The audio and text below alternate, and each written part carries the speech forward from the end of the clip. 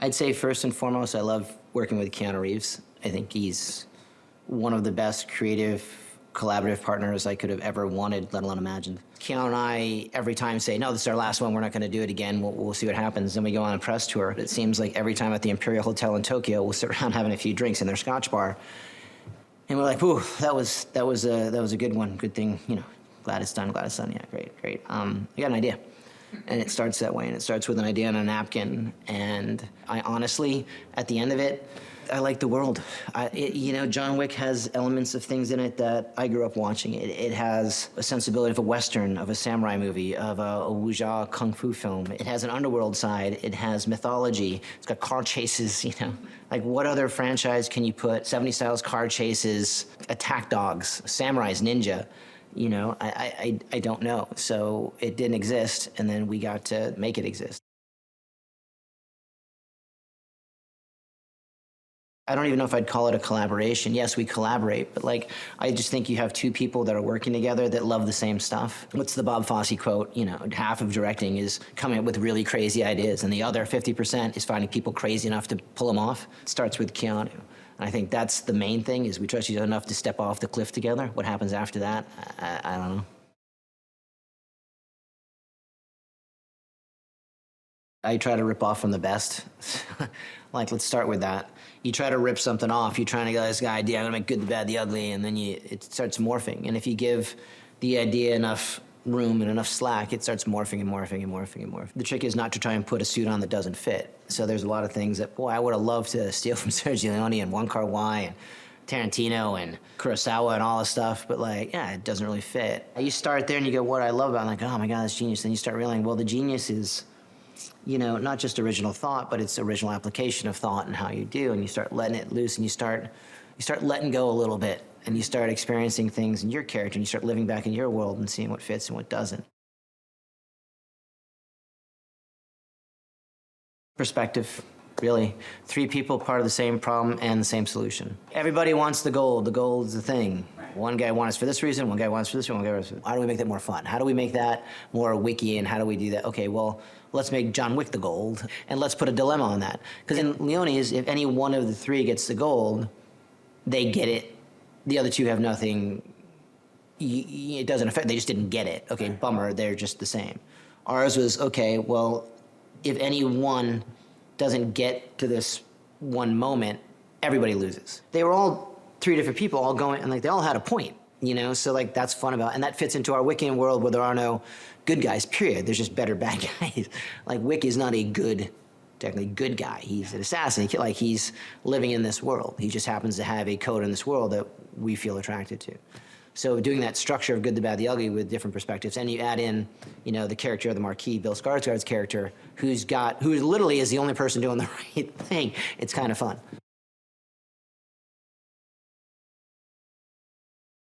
My version was more like Zatoichi, you blind, stumbling masseuse guy, that kind of guy. You know, and after my first creative talk with Donnie, it was like, oh, I don't want to play him like that. I want to be way cooler, and you know.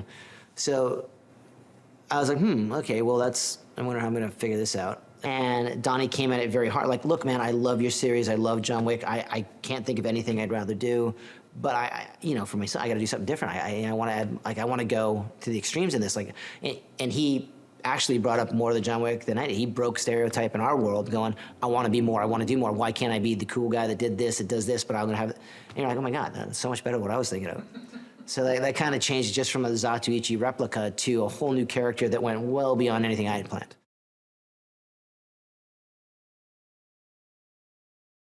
No matter how cool we are and how old we get, we're all competitive, and you all want to see who's full of shit and not. And Donnie is definitely not full of shit. Like, he is phenomenal. He's fucking amazing, like an amazing athlete. Amazing. Like, I can't even say, I've met so many amazing people in my life, but like, the speed at which Donnie can move, memorize, and creatively feel things out, like, he knows him very well. Our best choreography team can only enhance him, but they're not gonna, like, he's already better than 99% of choreographers and stunt performers I know. Literally that good. I've met Bill. Oh, I've talked with Bill for years now. I met him originally way back when my old partner Dave Leitch had used him on Atomic Blonde. Had briefly spoken to him, and been a big fan of his whole career. I've been dying to work with him. Thought I was going to do it for a part that is no longer in the movie. We had written a part I thought he'd be great for. So I sent him the script, and he came back, and he's like, "No, I want to be that guy." I'm like, "You want to be the bad guy?" He's like, "Yeah, that's where all the fun is." I'm like, I could be so lucky. Literally got him the next day. You can imagine what a bad guy role in a John Wick would be. Like, we all have that stereotype in our head. Older gentleman, white, got the look, and he's got the plot and plan, he's got the scowl or something, you know, like that kind of thing. Or the witty, intelligent, you know, guy that you don't see coming, the jolly guy, you know. Bill went a whole different direction. You go, okay, I'm gonna have this weird French Cajun accent. I'm gonna be, like, I love fashion and wardrobe and playing with that. So I just knew right off the bat I wanted, you know, a certain type of wardrobe. I know I wanted to change suits every time. I wanted this opulence that is almost comical to a point. And one of the things, Bill had done this GQ photo shoot a while ago when he's in suits, and I just like, fucking guy can wear a suit. So like, we're gonna change suits. We're gonna do like, you're just gonna trust me with it. We're gonna do a triple Windsor knot. We're gonna do all this. I'm gonna put silver thread in your clothes. It's gonna kick light. It's gonna be weird. This thing is gonna be. No matter what we do, our whole Greek mythology vibe into John Wick is, whenever I shoot you, you're gonna be the good guy. You're gonna be the guy in light and bright, and Keanu's always gonna be dark and black, and you're gonna be this shining hope. You're gonna be Zeus on Mount Olympus, and Keanu will be down in Hades.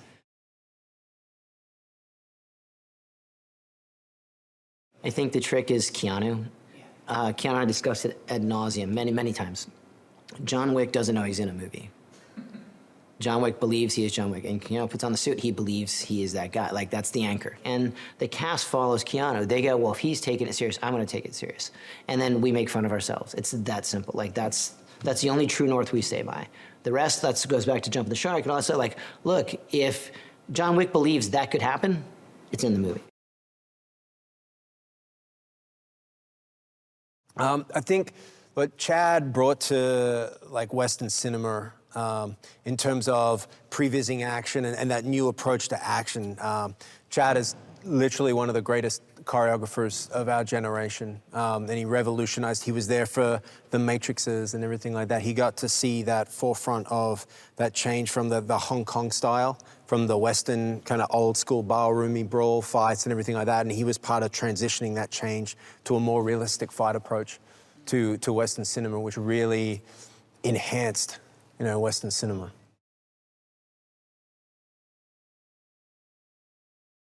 No, I mean, I knew what was coming in. Like, being part of the 8711, you know, family means that you're in training. Like, Chad is the first one in. And, I mean, Chad, for all that he's done, is directing movies, but he's still in every morning teaching when he's in town.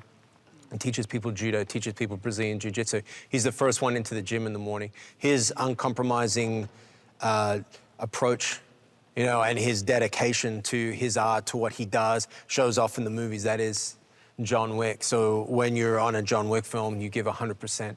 You know, you're there from dawn till dusk, and you're getting it right, because everything we do has to be right, you know?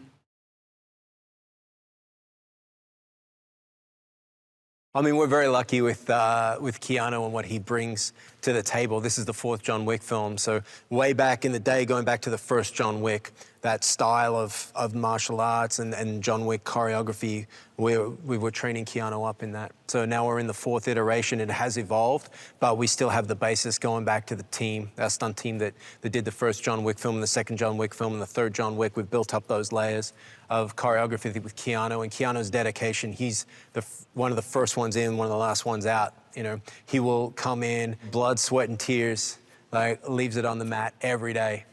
You know, I'm sure you've seen it. We'll probably cut to some footage, but he is dedicated to that role, and he lives and breathes that role when he's doing it. He embodies John Wick when he's there, and his uncompromising vision too, and his dedication to training means that it means a lot for us, because we can train him in a style, and then on the day when things change, we know that he has the ability to do those moves and adapt to that style, because we're constantly teaching him different levels of choreography. Getting to work with Scott Adkins again was phenomenal. He's just such a wonderful character, a person to be around. And what he brought to that character was phenomenal. He brought so much life and so much interest to that character. It was very cool, and getting to see him perform in that was, it was a lot of fun.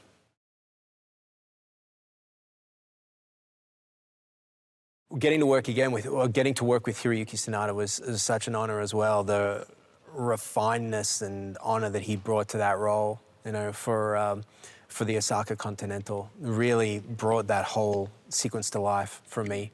And that sense of like Japanese honor, and through that whole sequence and his interaction with Rina as Akira, it was to see their relationship both on and off screen was phenomenal. Our whole scene in the bamboo shrine was, just standing there just going, wow, it's very cool.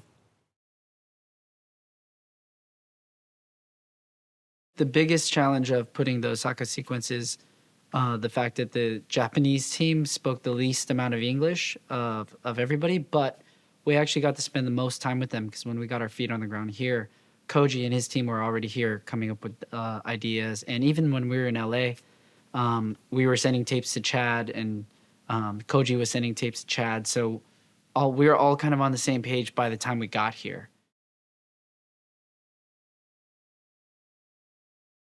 Nunchucks are great because they're easy. Usually you have a stick that you hit somebody with, and now you have two sticks that you can hit somebody with, and it kind of just swings, and it's pretty self-explanatory. The hard thing is when you hit somebody with a nunchuck, it bounces back. So getting Keanu to learn what to do with that transfer of energy when it hits, choreography-wise, we like to do contact hits when possible. But also a lot of times we can do picture hits. Just that's not really Chad's style. So being able to put in as many contact hits as we can without it whipping back and hitting Keanu, and being able to get him to control the nunchucks was kind of the big deal. And also, he's not just doing nunchucks, he's doing nunchucks and gun at the same time, and then mixing it with jiu-jitsu at the same time. So it was definitely a learning curve, because it's like, how do you put enough nunchucks to make everybody interested and excited, but not too much where it becomes another nunchuck sequence? Working with sumos was great because you don't get to appreciate the power and the magnitude of a sumo fighter until you see them in person. And when they walk into the room, they just fill the space. And you're like, as a fight coordinator, I don't know how I would deal with you as a small person, to be honest. And then they were big teddy bears. They were super sweet to work with. Again, language barrier, so Koji took care of most of that. But when we came in, they were super open to adjustments in terms of camera and choreography, adjusting to help the story and the scene. But they were awesome to work with. They were so cool.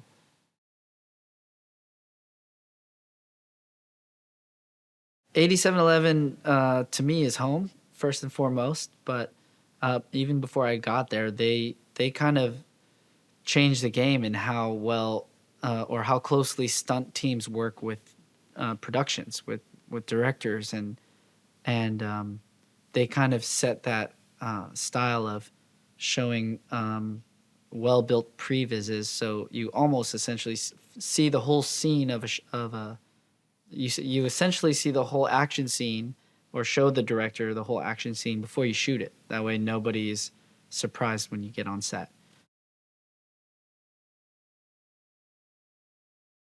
The one thing you have to understand about Chad is you have to give him options. And a lot of times you'll be wrong, but sometimes you'll be right. Sometimes he just likes options because sometimes he understands that he doesn't always think of the best option. So rather than getting stuck in one way and one thing to shoot, he's like, this is what I'm trying to portray. And then he sees what we come up with. So whether you're wardrobe, hair and makeup, or stunts, or visual effects, special effects, he'll give you a broad description of what he wants, and then on the day he'll change it to whatever he thinks it's actually going to be, because with his actors, when they come in and they change, because sometimes their intentions are different than what he thought, or they bring a different view to the character, we all have to be ready to change for them as well. Because again, Donnie threw us a bunch of curveballs that we just had to be ready for, and it can throw some crews off because they want to know exactly what they're shooting before they shoot. But I think once we got the flow of changing with Chad and with Donnie and with Keanu and everybody, I feel like everybody just got better, and all of a sudden we had 5 different options rather than we're only shooting this one thing.